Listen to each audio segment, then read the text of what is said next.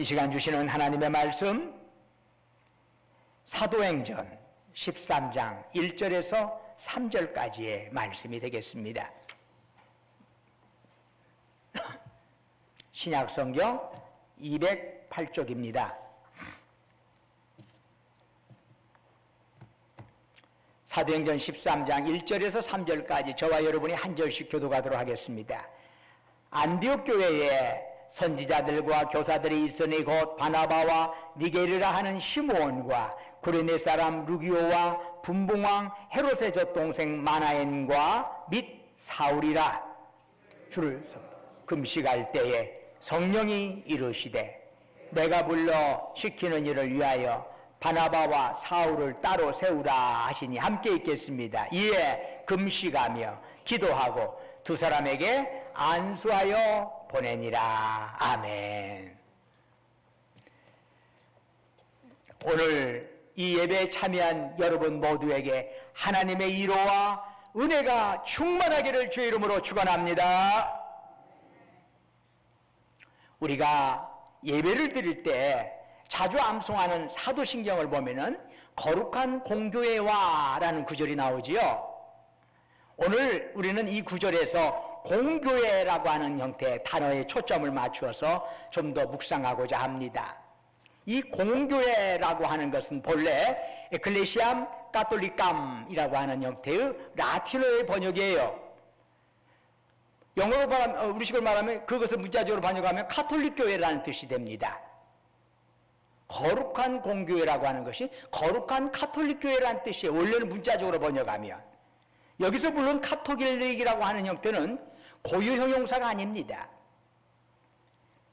그저 그냥 보편적이라고 하는 의미의 일반적인 형용사입니다.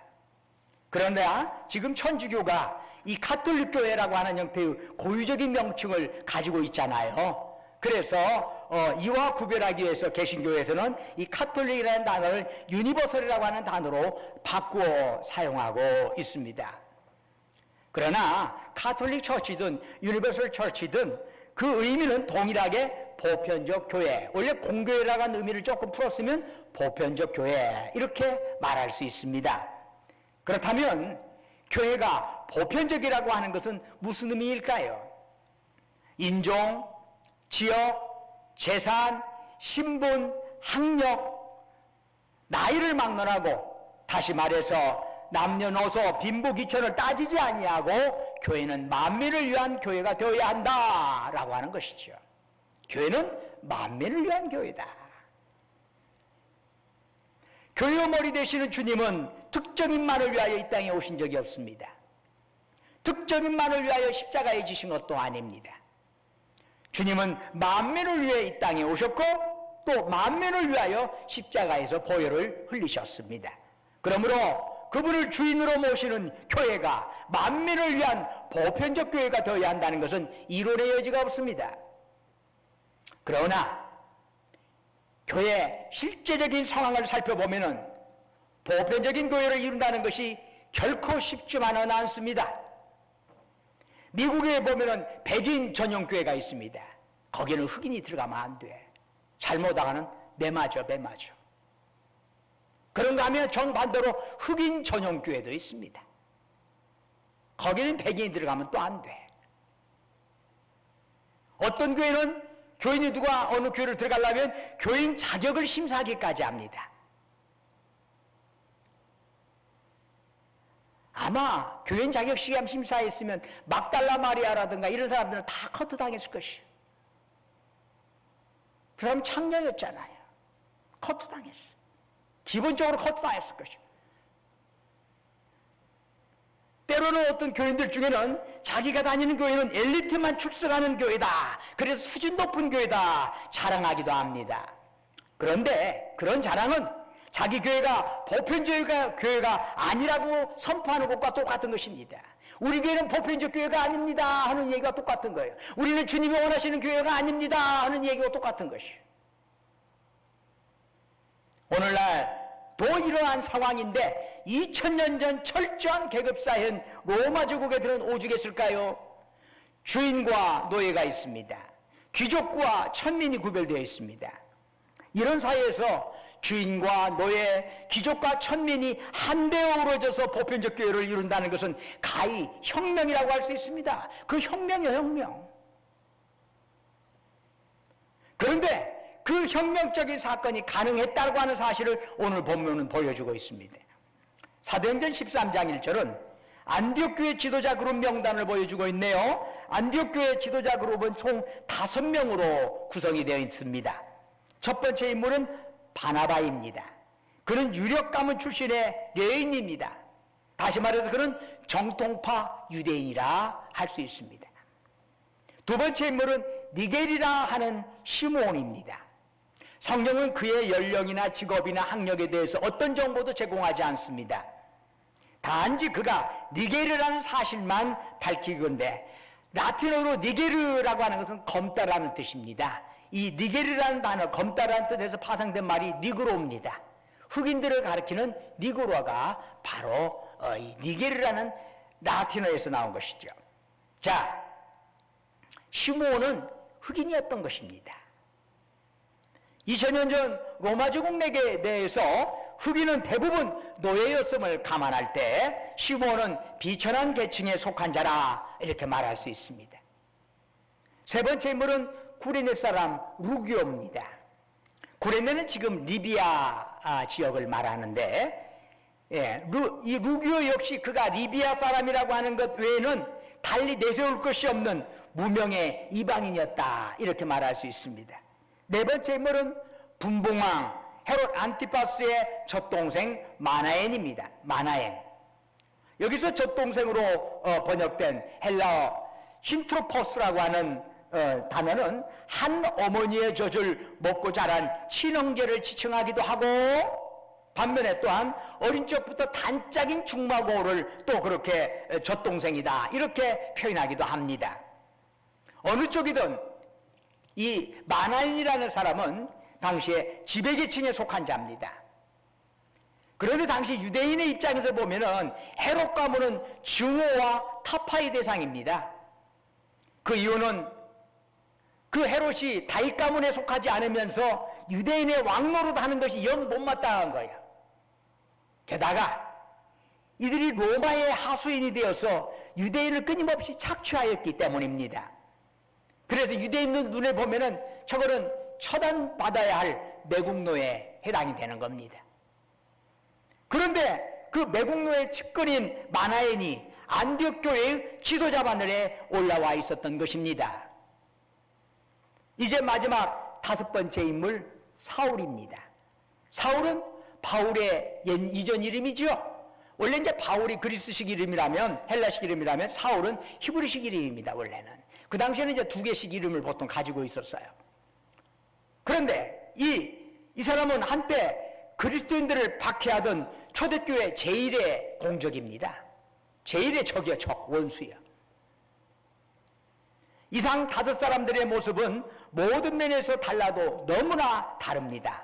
그래서 그들을 한 그룹으로 엮는 것 자체가 불가능해질 정도입니다. 그럼에도 그들은 모두 주님 안에서 한데 어우러져서 주님을 위하여 서로 도우며 헌신하였습니다. 안디옥 교회가 흑인이나 매국노를 단지 교회 홍보용으로 영입한 거 아닙니다. 후에 이 바나바와 바울이 선교사로 파송된 뒤에도 남은 세 사람은 조금 더 흔들리지 아니하고 안디옥 교회를 잘 섬겼습니다. 한마디로 안디옥 교회는 세상에서라면 결코 어울릴 수 없는 사람들이 예수 그리스도 안에서 한데 어우러진 이상적인 보편적 교회였다 말할 수 있습니다. 철저한 계급사회에서 정말 믿기 어려운 일이 가능하게 된 원인은 그렇다면 무엇일까요? 어떻게 그런 일이 가능할까? 그것은 그들이 교회의 주인이신 예수님의 사랑을 따라갔기 때문입니다. 그들의 관심은 그 당시의 사회 관습이 어떠냐 하는 것이 문제가 아니라 주님이 무엇을 원하시느냐, 주님의 사랑이 어떤 것이냐, 여기에 초점을 맞추면서 그들은 교회 생활을 했던 것이죠. 주님을 따라다니는 사람들을 보면은 신분이나 처지가 대단히 다양합니다. 열심당원 시몬이 있는가 하면 세리인 마태가 있습니다. 열심당원은 로마 제국으로부터 독립을 쟁취하기 위하여 무력마저 불사하는 과격파 행동대원들이라고 말할 수 있습니다. 반면에 세리는 로마 제국에 빌붙어서 동족의 고열을 짜내는 불의한 자였습니다. 열심당한 시몬의 입장에서 보면은 세리 마태는 반드시 제거되어야 할 대상입니다. 반면에 세리 마태의 관점에서 보면 열심당원 시몬은 아직 세상을 알지도 못하는 급진주의자에 불과했습니다. 그런가 하면 갈릴리의 어부인 베드로가 있고 아리마대의 부자 요셉이 있습니다.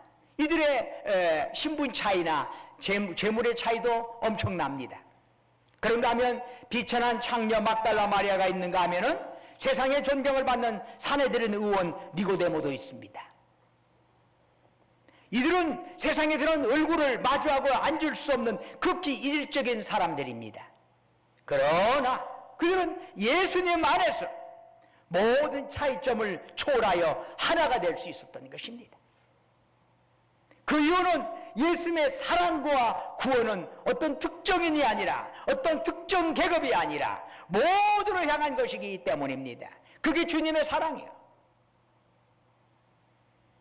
안디옥 교회는 어떻게 시작됐습니까? 이름이 알려지지 않은 무명의 몇몇에 의해서 그들이 헬라인에게 복음을 전하면서 안디옥 교회가 발족이 됩니다. 그들은 이방인을 타부시하는 유대인의 관습을 뛰어넘고 주님의 사랑을 따랐던 겁니다. 그 당시 말해도 그것 때문에 그것은 하나의 큰 위험, 모험일 수 있습니다. 만약 유대인이 유대인의 관습을 어기고 이방인과 함께 식사하지 말아라, 이방인과 함께 교제하지 말아라, 그 집에 들어가지 말아라 하는 유대인의 관습을 어겼다면 유대인으로부터 파문당할 수가 있습니다. 파문당하면 유대인 사회에서는 아무 발을 붙일 수가 없습니다. 그런 매우 어려운 시기에 그들은 주님의 사랑을 따른 거예요. 그 당시에 일반적으로 그들이 준수하던 유대인의 관습을 따른 게 아니라 주님이 원하는 방향으로 쫓아간 것이요. 여러분, 결코 쉬운 일 아닙니다. 결코 쉬운 일 아닙니다. 그래서 수준과 형편과 처지가 달라도 너무나 다른 인간들이 한데 모여서 안디옥 교회를 형성하였습니다. 바로 보편적 교회를 이룬 것이죠. 이것이 제대로 된 거룩한 공교회입니다.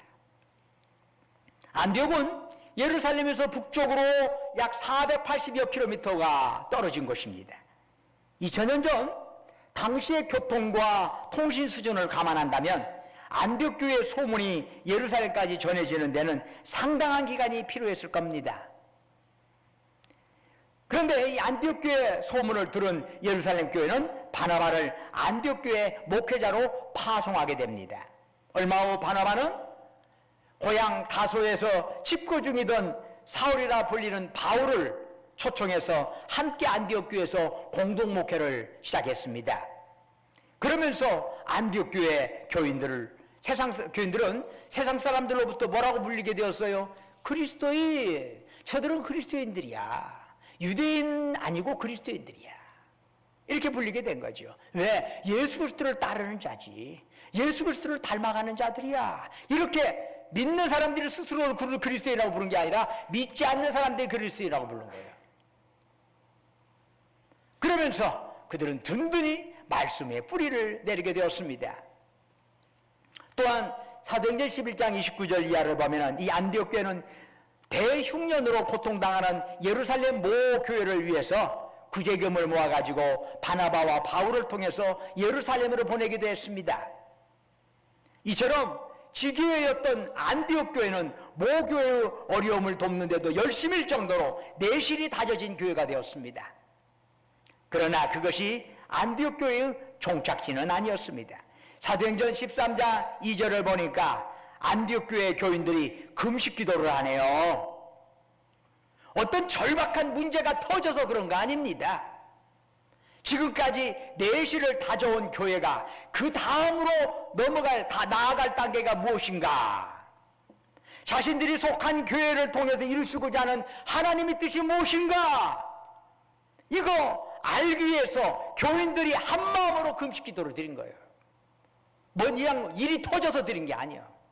어떻게 하면 이 안디옥 교회가 올바른 하나님이 원하는 교회가 됩니까? 어떻게 하면 하나님이 원하는 방향으로 교회가 흘러갈 수 있나요? 교회라고 해서 다 하나님 뜻대로 가는 거 아닌 것 같습니다. 교회라고 해서 다 예수의 명령 따라서 가는 것도 아닌 것 같습니다. 교회가 기도하지 않으면 절대 하나님 뜻으로 나아갈 수 없습니다. 그러다 보면은 세상적인 형태의 생각만 가지고 있는 사람들이, 교인들이 더 많다면은 그 교회는 세상적인 흐름으로 나아갈 수밖에 없습니다. 다수결로 하니까 무엇이든지. 그래서 교회는 끊임없이 기도하는 사람이 있을 때만이 하나님 뜻으로 그 교회가 나가는 것입니다. 교회 목사 혼자 열심히 한다고 되는 게 아니라 모두가 함께 기도의 불길이 있을 때만이 비로소 하나님 뜻대로 그 교회가 나아가는 것이지. 그렇지 않으면 잘 되기는 하는데 세상 방향으로 나아가. 여러분, 이거 참 조심해야 해요. 그런데 안디옥 교회는 하나님의 뜻이 무엇인가를 알기 위해서 교인들이 합심해서 금식으로 기도했어요. 그래서 그들이 받은 성령의 응답은 무엇인가요? 이거지요. 내가 불러 시키는 일을 위하여 바나바와 사울을 따로 세우라, 따로 세우라. 번역된 헬라는 아포리조라는 단어인데 이것을 떼어둬라, 갈라둬라 하는 얘기예요. 안디옥 교회 교인들은 바나바와 바울은 항상 자신들과 함께 있을 것이라고 생각했습니다. 그 두 분이 자기들과 함께 있으면서 계속 신앙생활을 하는 것이 하나님의 뜻이라고 생각을 했습니다. 그런데 성령님께서는 이러한 생각의 틀로부터 바나바와 바울을 떼어놓도록 명하신 겁니다. 그 생각 떼어놓으라는 거예요. 그러자 안디옥 교인들은 어떻게 했나요? 13장 3절을 보니까 이에 금식하며 기도하고 두 사람에게 안수하여 보내니라. 바나바와 바울을 선교사로 파송하기 전에 안디옥 교인들은 또다시 금식 기도를 드렸어. 먼저 하나님의 뜻을 알기 위해서 금식 기도를 드렸어요. 그리고 나서 하나님의 뜻을 알았어. 그런데 이것을 위해서 또 다시 금식 기도 드린 거예요. 여러분, 하나님의 사랑과 하나님의 뜻을 이루어가기 위해서는 말이나 구호로만 되는 건 아니랍니다. 그것은 시간이든 물질이든 정성이든 자신의 것 가운데 무엇인가를 반드시 포기해야만 남을 위해서 섬기고 나눌 수 있는 건 아니겠습니까? 내 거 포기하지 아니하고 남을 섬긴다, 다 거짓말이야. 나눈다, 거짓말이야. 내 거 어떤 형태든 포기를 해야 남을 섬기는 거지. 따로 세우라. 성령님의 말씀은 안디옥 교회 교인들에게는 사랑하는 지도자인 바나바 바울과의 결별을 의미하는 겁니다. 아니, 저분은 계속 우리하고 같이 있을 줄 알았더니 떠나야 한다는 거예요. 여러분, 누구나 마음에 맞는 사람끼리 헤어지지 않고 계속 함께 신앙생활 하기를 바랍니다. 그러나 하나님께서는 더 큰 섭리가 있으셨고 하나님 말씀대로 따르자 하니까 인간적으로 섭섭하고 아쉬움이 있어. 이것 때문에 안디옥 교인들은 다시금 금식 기도를 한 거예요. 다시 금식 기도를 통해서 드디어 그들은 기쁜 마음으로 주님의 뜻에 순종할 수 있게 되는 것이죠. 주님께서 승천하시기 전에 주신 말씀이 뭐지요? 땅끝까지 이르러 내 증인이 되리라.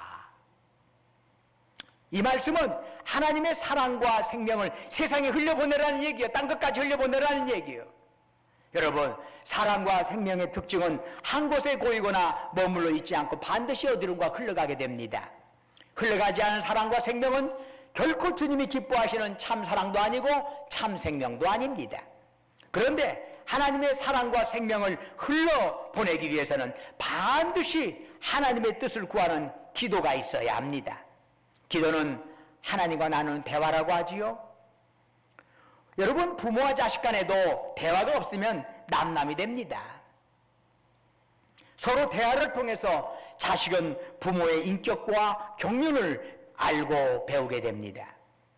자녀를 키워본 분들은 아시겠지만은 세상에 태어난 아이가 처음으로 자기 의사 표현을 해. 뭘 돌라고. 이런 것을 요구할 때 그것을 바라보는 부모의 마음은 너무 기뻐요. 이제 뭘 돌라고 올 줄도 안 해. 아이고 신기해라. 아무 주고 말지. 아이고 내 새끼 귀엽다. 그런 말도 할 줄 알고. 이런단 말이지. 그러나 아이가 장성한 뒤에도 부모에게 계속 뭔가를 돌라고만요. 여러분, 그런 자식은 부모에게 근심거리가 되어야 해요. 때가 되면 돌라고 하는 것을 안고 지가 알아서 해야 하는데, 아니 다 컸는데도 뭐 돌라고 이거 큰 걱정거리가 아닐 수 없어요. 물론 장성한 자식도 힘이 붙일 때 얼마든지 부모의 도움을 요청할 수도 있겠죠. 문제는 평생 부모에게 요구만 하는 자식이요, 그런 자녀는 아무리 나이가 많이 들어도 실은 미숙하나 지지나에 불과한 것입니다. 우리 기도도 그렇습니다. 하나님을 전혀 모르던 사람이 어느 날 또 하나님을 조금 알아가지고 하나님 앞에 나와서 내가 이거 필요합니다 라고 기도를 하는 거예요. 하나님이 그 기도를 얼마나 기뻐하실까요? 이것이 기도도 올 줄 아네.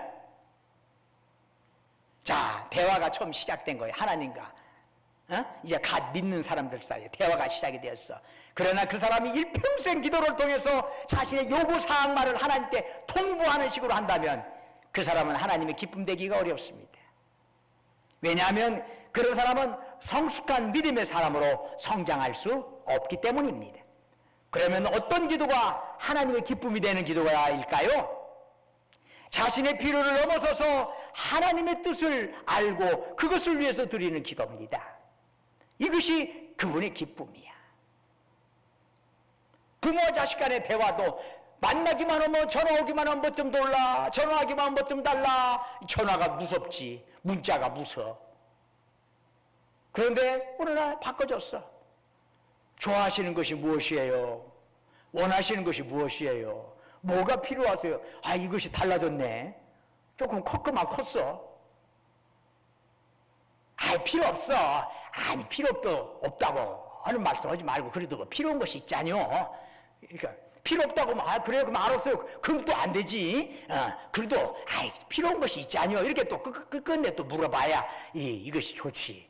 그래서 간에 그렇게 되어서 이제 그 뜻을 알고 해주면 그것이 선물이라도 해주면 크고 작든 떠나니 얼마나 기분이 좋아. 얼마나 기분이 좋아. 애가 컸구만 컸어. 이러는 거지.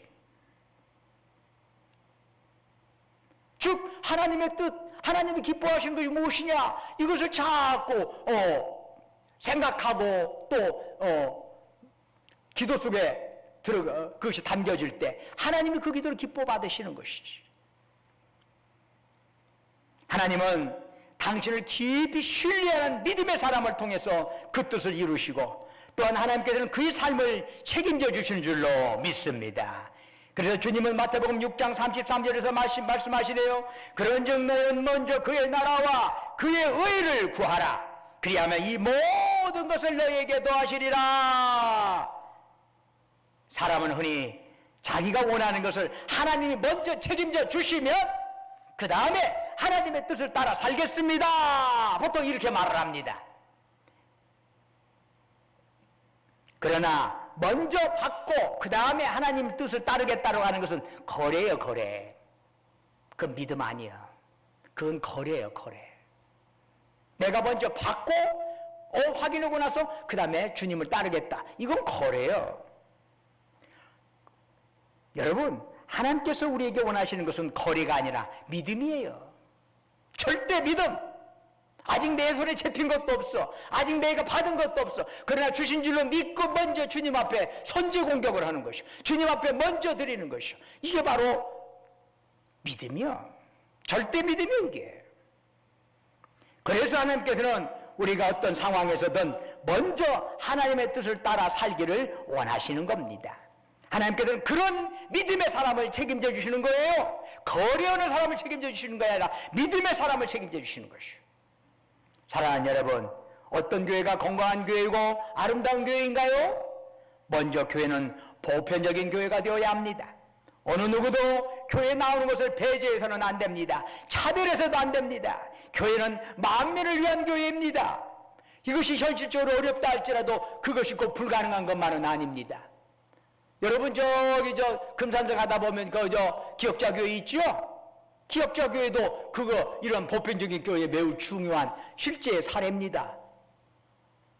자기 집에서 말 키우는 주인이 자기 집에서 말 키우는 종하고 같이 예수를 믿었잖아요. 선교사수. 그래가지고 장로를 뽑는데 주인이 떨어져 버렸어.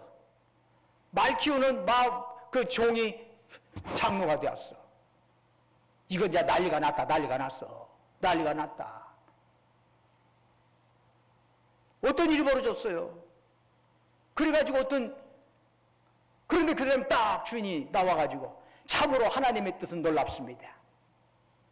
하나님께서는 정말 이 사람이 훨씬 더 장로가 될 만한 것을 어떻게 기가 막히게 아시네요. 열심히 장로님으로 섬기겠습니다. 실제로 그랬어요. 그래가지고 그 안에 있는 나중에 보니까 장로님 너무나 젊으신 장로님이, 나이도 한참 젊은 장로님이 된 거죠. 주인은 나이가 드셨는데, 젊은 장로님이 되셨는데 너무나 말씀에 탁월하셔. 그래서 신학교를 교회에서 보내드렸어. 이 주인이 거의 돈 내가지고 신학교를 보내가지고 신학교 졸업을 하고 목사님 되셨는데 자기 교회 목사님으로 모셨어.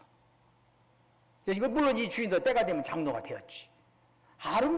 이건 기가 막히게 아름다운 사건이에요, 그게 어디 쉬운 일이었어요? 그 옛날에? 정말 어려운 일이죠. 그러나 어렵다고 불가능한 건 아니에요. 그리스도 안에서 가능한 줄로 믿습니다. 주님 안에서가 있으니까 그런 일이 가능한 거지, 그렇지 않으면 그런 일이 일어날 수가 없어. 여러분, 누구를 위해서도 차별해서는 안 돼. 만민을 위한 교회가 되어야 한다는 거 어려울 수도 있어요. 세상적으로 윤리적으로 문제가 있는 사람도 우리 교회에 들어온다고 할 때 꺼림치고 조금 저쪽으로 살짝 얼굴 피우고 눈 안 마주치려고 얼마든지 그럴 수 있어요. 그런데 그것을 기꺼이 어서 오십시오 형제요 자매요라고 말할 수 있는 형태는 그리스도의 사랑 안에서 가능하다는 것이지. 내 뜻을 내려놓고 주님의 뜻을 받을 때 가능하다는 것이지. 그것이 보편적 교회예요. 또한 교회는 주님의 맡기신 사명 감당을 위하여 인간적인 감정이나 계획을 넘어서 먼저 기도로 나아가야 할 줄로 믿습니다. 아무리 내 뜻엔 이건 아니다 할지라도 하나님께서 명하시면 아멘 하는 믿음으로 나아가야 할 것입니다. 절대 믿음, 절대 순종. 우리 전주신광교회 교인들이 이런 믿음의 사람이 되고 바로 여러분들을 통해서 하나님의 사랑과 생명이 널리 확산되어지기를 주의 이름으로 축원합니다. 기도하겠습니다. 은혜와 사랑이 충만하신 아버지 하나님, 우리 전주신강교회가 누구든지 와도 기쁨으로 맞이해야 할 수 있는 주님의 사랑으로 그들을 환영할 수 있는 보편적 교회가 되게 하여 주옵소서. 또한 이 보편적 교회가 진일보하여 땅끝까지 복음 전하는데 필요한 여러 가지 하나님의 뜻을 깨닫기 위해서 항상 우리 교우들이 기도하는데 게을리하지 않게 하옵소서. 예수 그리스도 이름으로 기도드립니다. 아멘.